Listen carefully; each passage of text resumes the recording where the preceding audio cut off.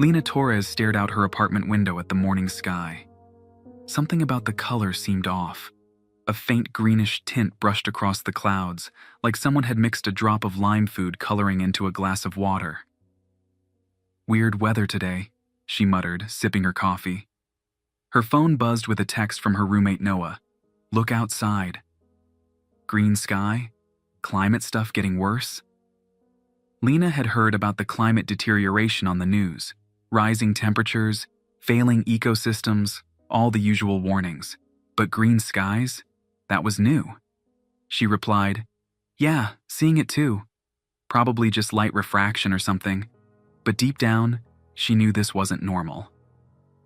The green hue had intensified over the past week, becoming more noticeable each day. News outlets mentioned atmospheric changes due to accelerated carbon emissions, but details remained vague.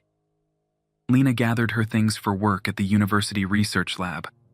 As an environmental science technician, she spent most days analyzing soil and plant samples. Nothing exciting, but it paid the bills while she finished her master's degree. The bus ride downtown felt tense. Everyone kept glancing up at the sky, faces worried beneath the eerie green light that filtered through the windows. "End times," an elderly woman whispered to no one in particular. "Earth fighting back." Lena tried to focus on the scientific articles on her tablet, but her mind kept wandering to that strange sky. At the lab, her colleague Eli looked up from his microscope as she entered. "Lena, perfect timing. Come look at this." She set down her bag and joined him at the station. "These are spruce needles from Richardson Park," he said, adjusting the focus. "I've never seen cellular activity like this before." Lena peered through the lens. The plant cells pulsed with unusual movement, almost like they were communicating. "That's not normal," she said. "When were these collected?" "Yesterday afternoon. And check this out." Eli pulled up a sound spectrogram on his computer. "We've been picking up unusual vibrations from the forest areas. Initially thought it was wind or animal activity, but the pattern is too regular." The spectrogram showed rhythmic waves unlike anything Lena recognized from natural sources. "Have you told Dr. Wright?" she asked. "She's in a meeting with government officials. Something big is happening, Lena. They're not telling us everything." The lab door opened and Dr. Sophia Wright entered, her face drawn and serious. "Team meeting. Conference room. Now." They gathered around the long table as Dr. Wright connected her tablet to the display screen. "I've just come from a briefing with the Environmental Protection Agency," she began. "What I'm about to share is being released to the public this afternoon. But as scientists working on the front lines, you need to know now." She pulled up a chart showing atmospheric composition changes over the past month. Carbon dioxide levels have triggered a cascade effect we didn't anticipate. The plants are responding in unexpected ways. The graph showed dramatic spikes in oxygen production alongside unknown compounds being released into the air. "Something is happening to the plant life globally. They're producing new compounds, changing the air composition faster than our models predicted. The green sky? It's chlorophyll particles suspended in the upper atmosphere." Lena raised her hand. "Are the plants evolving?" Dr. Wright's expression darkened. "Possibly, but more concerning is this." She played an audio file. A soft hum filled the room, punctuated by rhythmic pulses that sounded almost like words. "This was recorded in Blackwater National Forest yesterday. Similar recordings are coming in from forests worldwide." The room fell silent as the strange sounds continued. "Plants communicate through chemical signals," Eli said. "We've known this, but audio communication?" "The working theory," Dr. Wright continued, "is that the accelerated carbon levels have triggered defensive mechanisms in plant life. They're responding to the threat of extinction." Lena's phone buzzed in her pocket along with everyone else's devices. A collective chime filled the room as every screen lit up with the same message.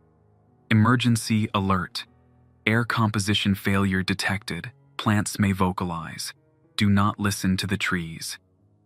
Too late for that, someone muttered. Dr. Wright's voice cut through the rising murmurs.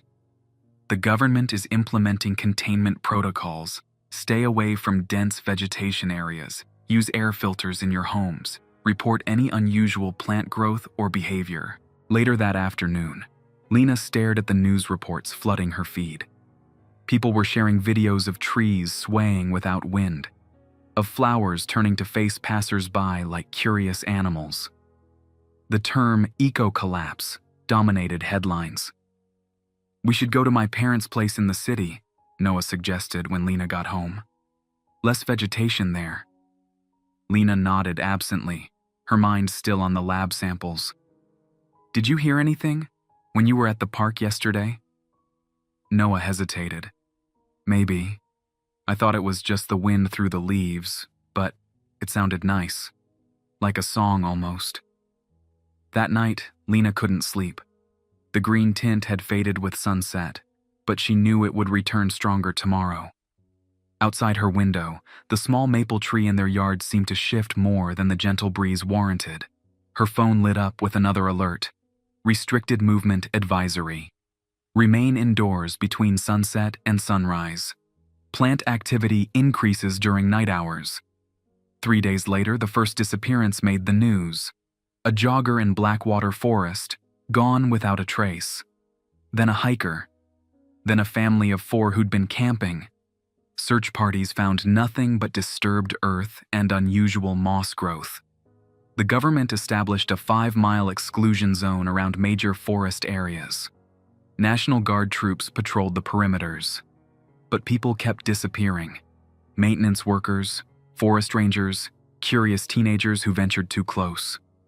Lena continued going to work, though half the lab staff had fled the city.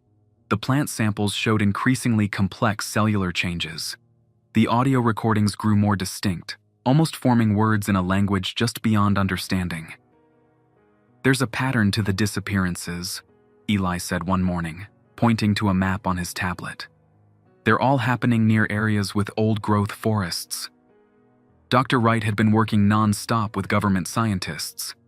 The plants are targeting specific locations, creating entry points. Entry points to what? Lena asked. No one had an answer. A week after the first alert, Lena woke to find Noah gone. His bed was empty, the front door unlocked. On the kitchen counter, she found soil tracked in from outside and a small pile of unusually vibrant moss. She called the police, but they were overwhelmed with similar reports.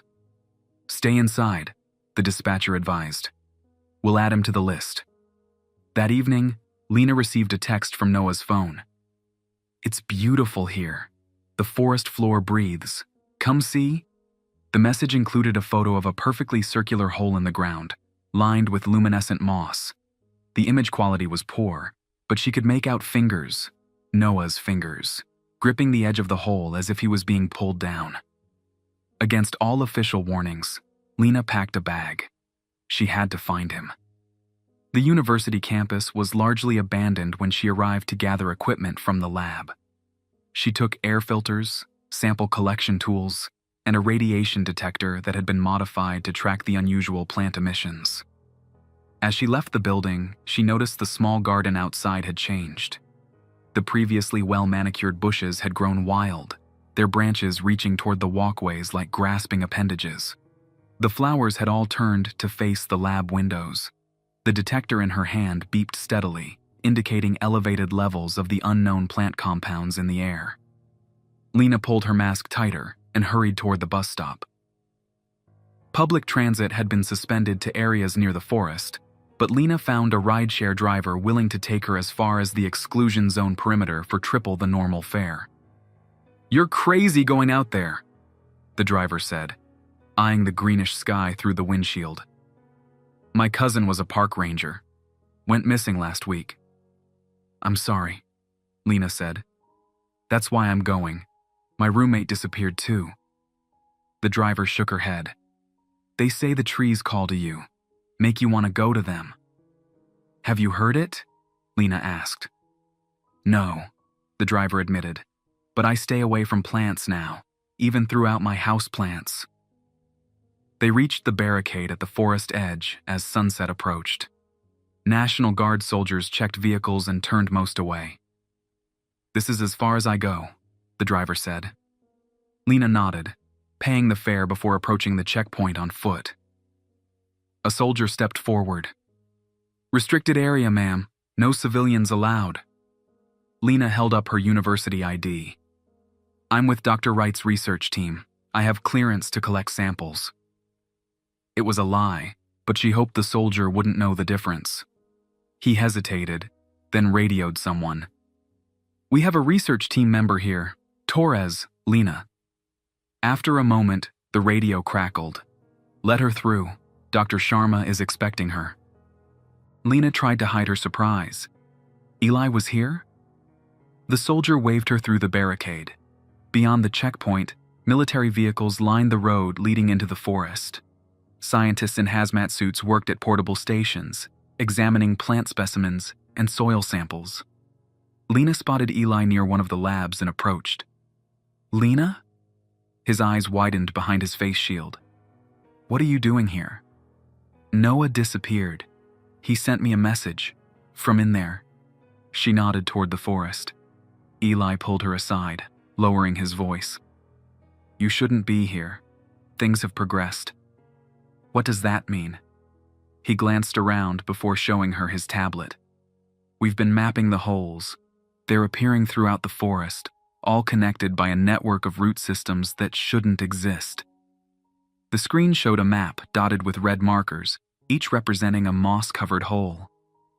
"And the people who disappear into them?" Eli's expression darkened. "We sent down cameras.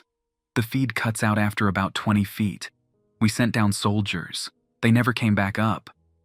A commotion near the forest edge drew their attention. Soldiers ran toward the tree line, weapons raised. An officer shouted orders through a megaphone. "What's happening?" Lena asked. "The exclusion zone isn't holding," Eli explained. "The forest is expanding, growing faster than we can contain it." Through gaps in the military vehicles, Lena saw it, trees uprooting themselves, moving forward inch by inch. Vines and underbrush growing visibly, reaching toward the barricades. And beneath it all, a sound. A beautiful, haunting melody that made her want to step closer. "Do you hear that?" she whispered. Eli grabbed her arm. "Don't listen. That's how it starts." Night fell quickly. Floodlights illuminated the forest edge as soldiers established a new perimeter. Scientists hurried to pack up their equipment as the plant life advanced. Lena helped Eli load specimens into a transport vehicle. "We're evacuating to a secondary site," he explained. "You should come with us." But Lena couldn't leave, not without trying to find Noah. As Eli turned to speak with another scientist, she slipped away, moving toward the darkened forest beyond the lights. The detector in her hand beeped faster as she approached the trees. The air felt thick, laden with green particles that made her eyes water despite her mask. Her phone buzzed with another emergency alert. "Forest quarantine breached. All personnel evacuate immediately. Repeat, do not approach vegetation." Lena muted her phone and kept moving. Just beyond the tree line, the forest floor glowed with patches of bioluminescent moss. The trees seemed to part before her, creating a path deeper into the woods. And the song, she could hear it clearly now. Not words exactly, but something close. A call that resonated in her chest, pulling her forward. "Noah?" she called out, her voice sounding small among the massive trunks. No human voice answered, but the song changed its tone, becoming more insistent. Beckoning. Lena followed the sound, using her detector as a guide. The readings spiked as she approached a clearing ahead. In the center of the clearing stood a massive oak tree, its bark rippling like water. At its base, a perfect circle of glowing moss surrounded a dark hole in the ground. Lena's phone lit up with a text. "Come down. It needs to show us something." It was from Noah's number. Lena approached the hole, her heart racing. The moss at its edge pulsed with light, synchronized with the song that now filled her head. She knelt and shone her flashlight down into the darkness. The beam revealed an earthen tunnel, lined with the same luminescent moss, descending steeply into the ground. From below, a hand emerged, fingers covered in dirt and tiny green filaments. Noah's hand reaching up. "Lena," came his voice, though his mouth didn't seem to move right. "You came." "Noah, I'm getting you out of there." She reached for his hand. His grip was strong, pulling her toward the hole. "No, Lena, you don't understand. You need to come down. See what I've seen." As he tugged, the moss around the hole's edge began to creep up Lena's arms. She tried to pull back, but the plants held firm. "The forest has been waiting," Noah said, his eyes reflecting the green light. "It has a message about survival." The moss continued its advance, wrapping around Lena's wrists like gentle restraints. She struggled, but each movement only seemed to encourage faster growth. "Let go," she cried. But Noah's grip remained firm. "Listen to the trees, Lena. They're not our enemy. They're saving us." The song in Lena's head grew louder, drowning out her thoughts, her fear. Images flashed behind her eyes, vast networks of roots connecting continents, ancient forests breathing in poison and exhaling life, plants adapting and evolving to save a dying world. The edge of the hole began to crumble beneath her knees. "The old world is ending," Noah whispered as the moss covered more of her body. "But the green world is just beginning." Lena felt herself slipping forward, toward the waiting darkness below. The last thing she saw before falling was the green sky above, now bright enough to outshine the stars. Lena fell through darkness, moss-covered walls brushing against her body as she descended. The tunnel narrowed, slowing her fall until she landed on a soft, yielding surface. She lay still, disoriented, her flashlight lost in the fall. The only light came from the glowing moss that carpeted the walls and ceiling of what appeared to be an underground chamber. "Noah!" she called, her voice muffled by the dense vegetation surrounding her. A figure moved in the dim green light. Noah approached, but something about his movement seemed different, fluid, almost plant-like. Fine tendrils of moss grew from his clothing, and his skin had a faint green tint. "You made it," he said, smiling. His teeth looked normal, but something behind his eyes had changed. "I knew you would come." Lena backed away. "What happened to you? What is this place?" "It's a node," he explained, gesturing around the chamber. "One of many, connected by the root network." The chamber was roughly circular, about 30 feet across. What Lena had first taken for dirt walls were actually dense masses of roots, twisted together like woven fabric. The floor felt springy beneath her feet, composed of the same luminescent moss that lined the tunnel above. "There are others here," Noah said. "People who heard the call." As her eyes adjusted to the dim light, Lena saw them, figures standing motionless against the walls, partially embedded in the root structure. Some appeared recently arrived, like the forest rangers still in uniform. Others were almost fully integrated into the walls, only their faces visible among the twisted roots. "Are they alive?" Lena whispered. "More than ever," Noah replied. "They're part of it now, connected to everything." A faint humming filled the chamber, the same haunting melody she'd heard above ground, but stronger here, reverberating through the roots. "The plants are communicating," Lena said, her scientific mind trying to make sense of the situation. "Some kind of evolutionary response to environmental threat." Noah nodded. "They've been trying to communicate with us for years, releasing chemicals, changing growth patterns, but we never listened. Now they've found a new way." He led her deeper into the chamber, toward a central area where the roots formed a kind of altar. Atop it sat a perfectly round seed pod, large as a basketball, pulsing with green light. "The forest showed me everything," Noah continued. how the plants have been working together, creating a collective intelligence. They've been planning this for decades, Lena. Ever since they sensed the climate shifting beyond repair. Planning what? Lena asked, fighting the urge to approach the glowing seed pod. Survival. Adaptation. Noah's voice took on the same rhythmic quality as the humming that surrounded them. Humans failed to protect the planet, so the plants are taking control.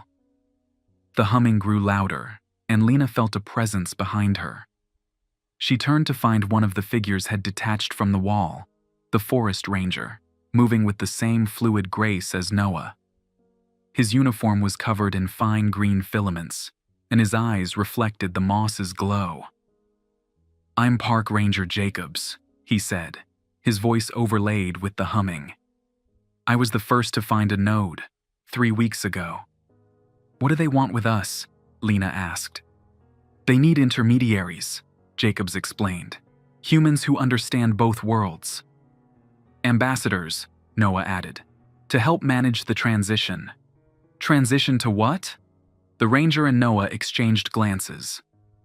"A new relationship," Jacobs said, "between plants and people." Lena's training as a scientist battled with the fear rising in her chest.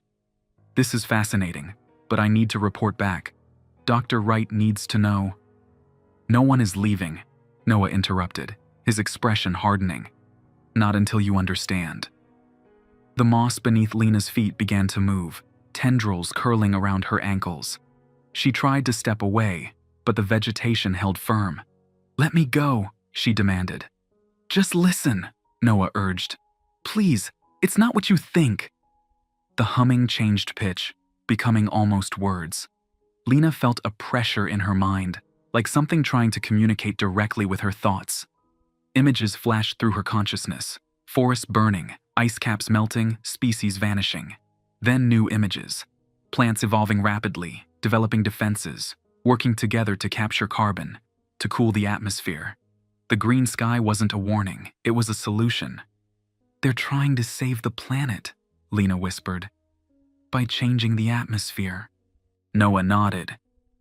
"The compounds they're releasing are breaking down the excess carbon. The green particles are specialized chlorophyll, more efficient than anything we've seen before."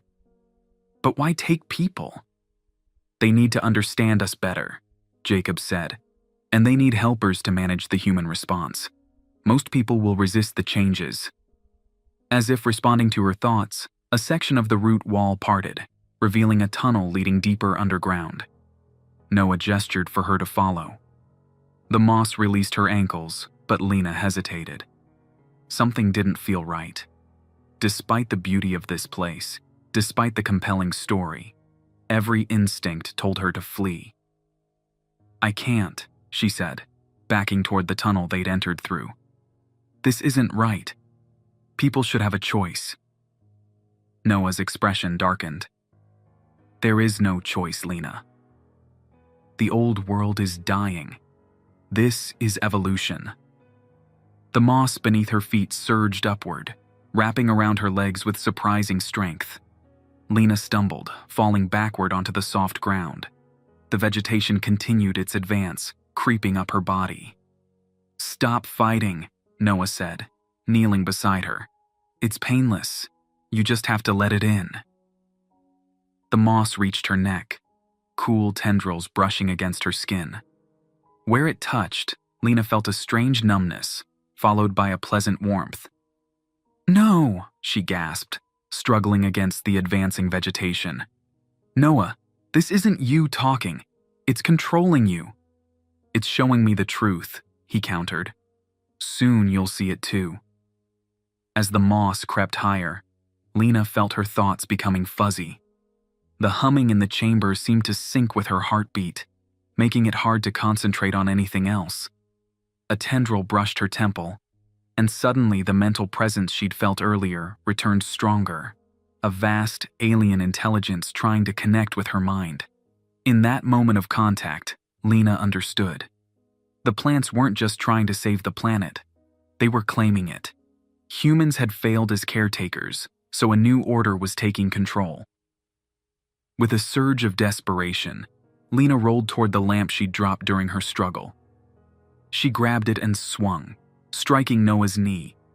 He fell back with a cry that didn't sound entirely human. The mental presence receded, and Lena felt the moss's grip loosen slightly. She tore free, scrambling to her feet and running toward the entrance tunnel. Behind her, Noah shouted something, but his words dissolved into the same humming that filled the chamber. The tunnel sloped steeply upward.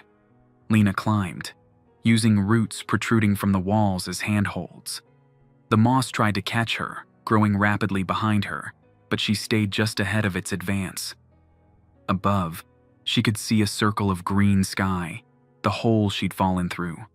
Freedom, if she could reach it. A rumbling shook the tunnel. Dirt and roots fell around her as the passage began to collapse. "They're closing it," Lena realized, doubling her efforts. 20 feet from the surface, roots burst from the tunnel walls, weaving together to block her path. Lena slammed into the barrier, clawing at the tangled vegetation. "Help!" she screamed, hoping someone above might hear. "I'm down here!" The roots continued to thicken, the opening shrinking rapidly. In moments, it would close completely.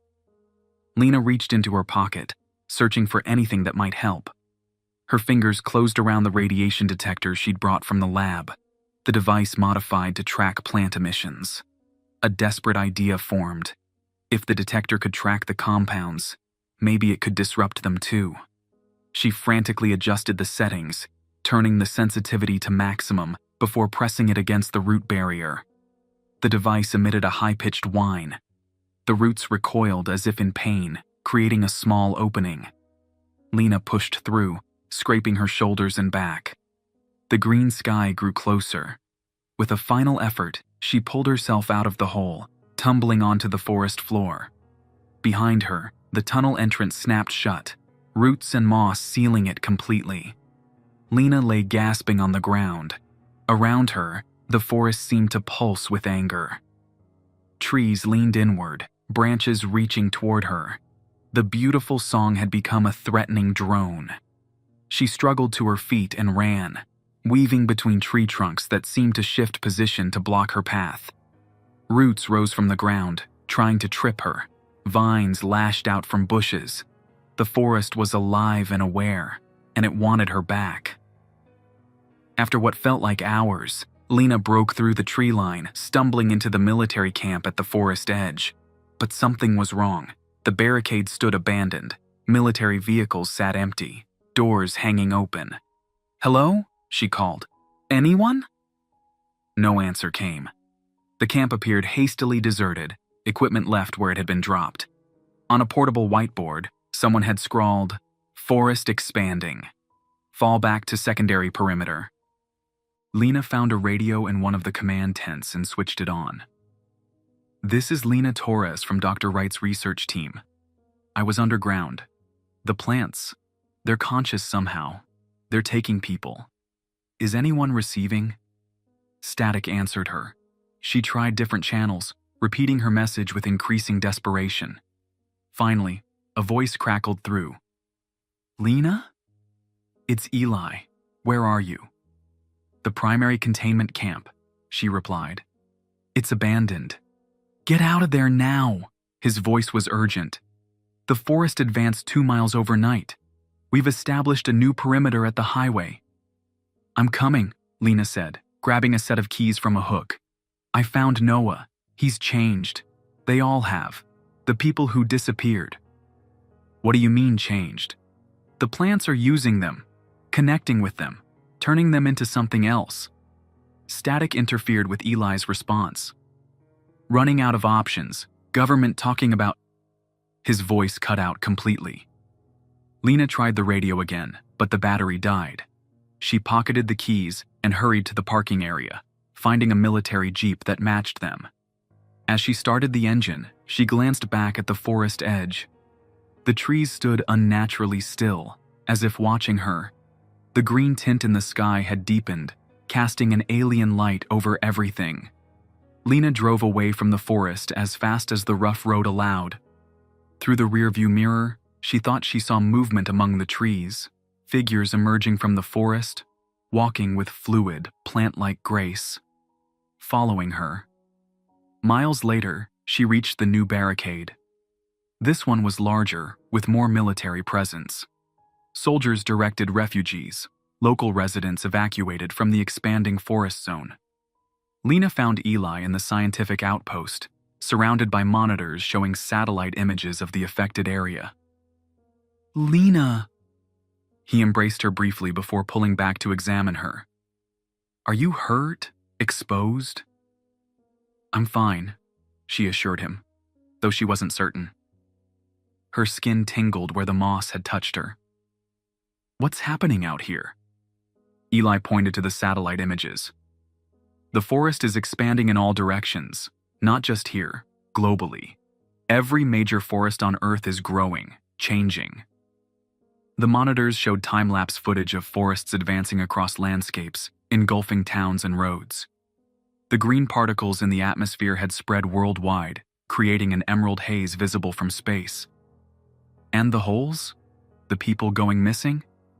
"Thousands reported," Eli said grimly. "Maybe more unreported. Dr. Wright thinks the plants are recruiting." "They are." Lena described the underground chamber, the people embedded in the walls, Noah's transformation. "They believe they're saving the planet, taking control from humans." Dr. Wright joined them, looking exhausted. "The oxygen levels are rising dramatically, carbon dioxide dropping. From an environmental perspective, it's actually fixing the climate crisis." "But at what cost?" Lena asked. "Civilization as we know it," Wright replied. "Government sources indicate that within a month, at current growth rates, 70% of habitable land will be forest." Lena thought of the glowing seed pod in the underground chamber. They're planning something bigger. The moss, the holes. That's just the beginning. Before anyone could respond, alarms blared throughout the camp. Outside, soldiers rushed to the barricades, weapons raised. "They're here!" someone shouted. Lena followed Eli and Wright outside. Beyond the barricade, a line of figures emerged from the distant tree line. They moved in unison, hundreds of them, all showing signs of plant integration. Green-tinged skin, moss growing on their clothing, movements too fluid to be fully human. At the front of the group walked Noah. "Those are people from town," a soldier said, lowering his rifle slightly. "My neighbors." "Don't let them approach," Wright warned. "They're not themselves anymore." The line of plant-human hybrids stopped 100 yards from the barricade. Noah stepped forward alone, his voice carrying unnaturally across the distance. "We bring a message," he announced. "The forest offers terms." "Terms?" Wright called back. "What terms?" "Designated human zones will be established. Those who cooperate will live in harmony with the new growth. Those who resist will be reclaimed." The military commander stepped forward. "This is still our planet. We'll fight back." Noah smiled, a gesture that looked wrong on his changed face. "Fighting requires weapons, metal, technology." He gestured behind him, where the advancing forest edge was now visible. "The forest reclaims these materials, breaks them down, returns them to the soil." As if to demonstrate, several military vehicles at the old perimeter began to sink into the ground, vines and roots visibly pulling them under. "You have 3 days to evacuate this area," Noah continued. "After that, it will be reclaimed." He turned and walked back toward the tree line, the line of hybrids following in perfect synchronization. "Can we stop this?" Lena asked Wright when they returned to the scientific outpost. The older woman shook her head. "The military wants to use defoliants, even nuclear options. But the plant evolution is happening too quickly. They adapt to whatever we try." "There must be something," Eli insisted. "A way to communicate with them, negotiate better terms." Lena thought of the detector that had disrupted the roots during her escape. "They respond to certain frequencies. If we could analyze their communication signals, maybe find a weakness." Dr. Wright looked thoughtful. "The original moss samples. They responded negatively to specific sound patterns during testing.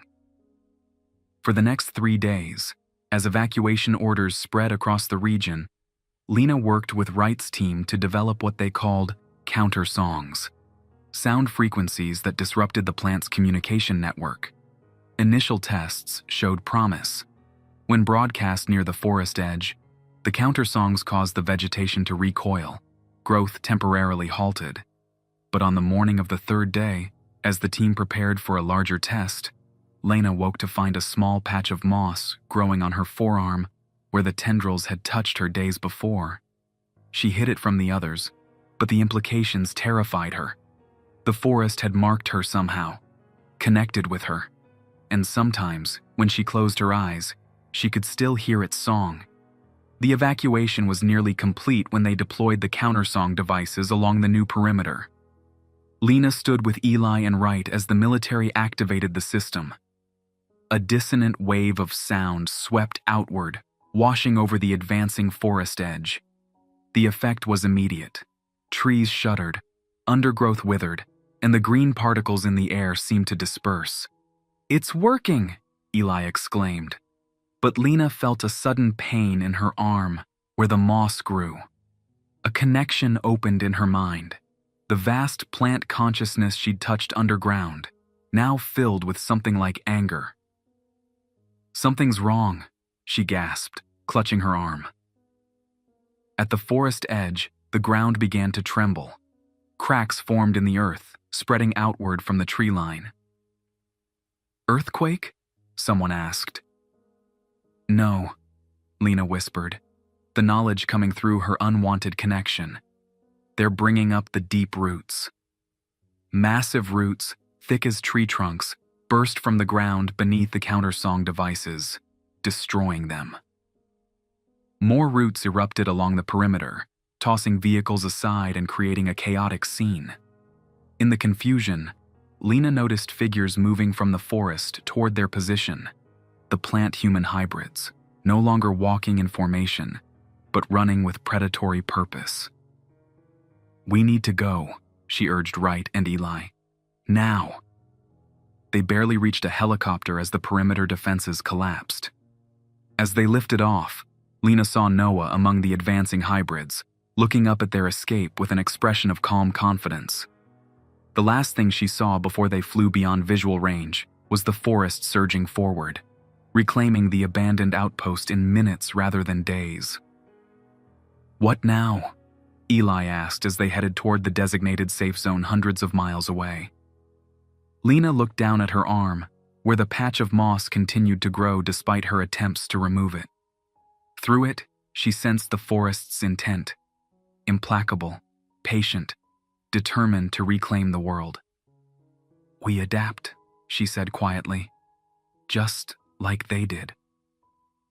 From above, the landscape told the story clearly. Patches of vivid green spreading across the country, connecting, merging into a new kind of world. The green sky overhead was no longer just a warning. It was the future,